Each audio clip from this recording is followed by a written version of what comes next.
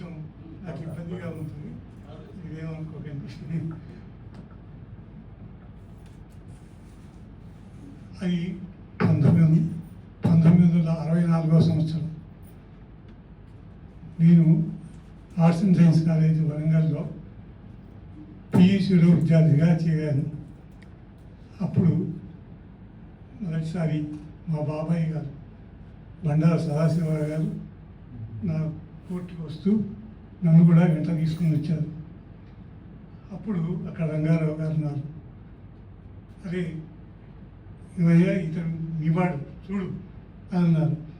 అప్పుడు చూసినప్పుడు ఆయన కళలో సంతోషం, నేను ఎవరో తెలియదు, సార్ ఎవరో తెలియదు అని భుజం మీద చేయి వేసి నన్ను ఒక విధంగా ఆశీర్వదించారు.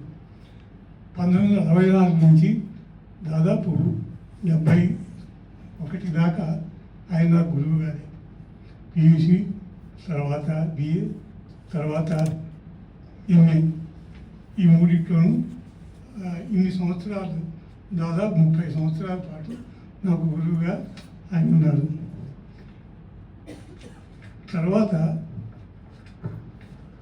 ఒక విధంగా నేను మాదిరాజు కావటం వల్ల ఒక అవకాశాన్ని వాళ్ళ దగ్గర నుంచి కోల్పోయాను. ఎందుకంటే అప్పుడు నేను పిహెచ్డీ చేద్దామని సార్ దగ్గరికి వెళ్ళాను.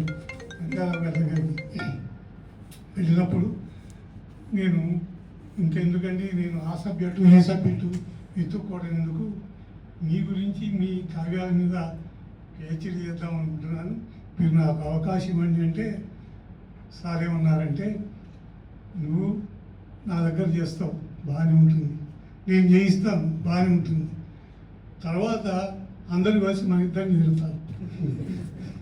ఇది ఆయన అన్నమాట. అంటే అట్లా నేను రంగారావు గారి దగ్గర పిహెచ్డీ చేసే అవకాశాన్ని కోల్పోయాను.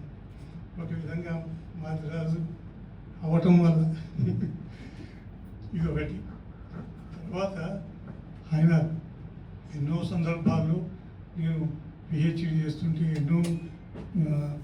నాకు ఎన్నో సూచనలు ఇచ్చారు, ఎన్నో సలహాలు ఇచ్చారు, ఎన్నో గ్రంథాలను నాకు పరిచయం చేసి చెప్పారు. వారి దాని వల్ల నేను ఈ విధంగా రాణించగలిగాను.